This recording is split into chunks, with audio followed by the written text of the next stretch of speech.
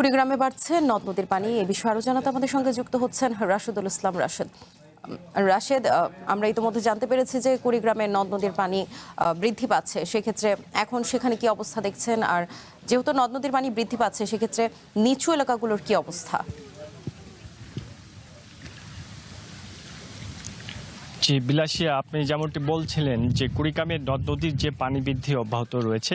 আমি যদি একটু বলি যে কুড়িগ্রামের অন্যান্য যে নদ নদীগুলো আছে সেখানে পানি হ্রাস পাচ্ছে, তবে শুধুমাত্র ব্রহ্মপুত্র নদের পানি বৃদ্ধি পাচ্ছে। আমি যদি একটু দেখাই আপনাকে, আমি যে জায়গাটিতে আছি এটি হচ্ছে কুড়িগ্রাম সদর উপজেলা যাত্রাপুর ইউনিয়নের, এটি হচ্ছে বানিয়াপাড়া গ্রামে। এই বানিয়াপাড়া গ্রামের একটু উজানে কিন্তু ব্যাপক ভাঙন চলছে। আমি আজকে সকালে খোঁজ নিয়েছি এবং আপনাকে আরেকটু বিষয় বলি যে ভাঙনের যে তীব্রতা এটি কিন্তু বৃদ্ধি পাচ্ছে। এই কারণে যে পানি যখন কমতে শুরু করে তখন কিন্তু ভাঙন বৃদ্ধি পায়, যে কারণে আসলে ধল্লা, তিস্তা এবং দুধকুমোরের পাদদেশে যে সমস্ত বাড়িঘর আছে সে সমস্ত বাড়িঘর, বসতভিটা, আবাদি জমি, স্কুল, মাদ্রাসা এগুলো কিন্তু নদীগর্ভে বিলীন হয়ে যাচ্ছে।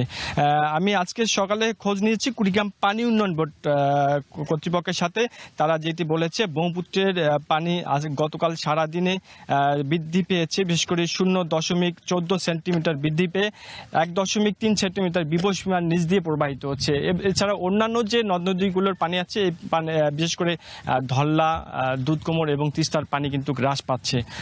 আমি কথা বলেছি কুড়িগ্রাম পানি উন্নয়ন বোর্ড কর্তৃপক্ষের সাথে। তারা যেটি জানিয়েছে যে পানি কমার সাথে সাথেই বিশেষ করে এই সমস্ত নদ নদীর অববাহিকায় ব্যাপক ভাঙন তৈরি হয়েছে। তারা এখন পর্যন্ত 36টি পয়েন্টে তারা আসলে বালু ভর্তি জিও ব্যাগ ফেলে ভাঙন প্রতিরোধের চেষ্টা করছে।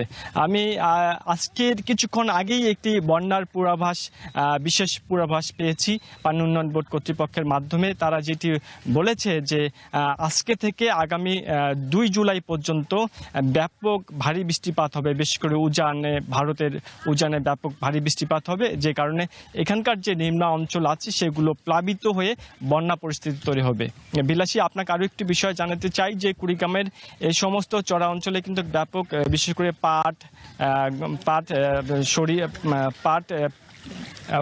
পাট, মরিচ এবং অন্যান্য যে ফসলগুলো আছে, চীনাবাদাম, সেগুলো কিন্তু তলিয়ে গেছে, যে কারণে কৃষক ব্যাপক ক্ষতিগ্রস্ত হয়েছে। এছাড়া কৃষি বিভাগ বলছে যে তারা এখন পর্যন্ত কোনো পরিসংখ্যান নিরূপণ করতে পারেনি। সব মিলিয়ে বলা যায় যে আবারও বন্যার পদধ্বনি দেখা যাচ্ছে কুড়িগ্রাম জুড়ে। এই ছিল বিলাসী আমার কাছে পানি বৃদ্ধি নিয়ে সর্বশেষ পরিস্থিতি।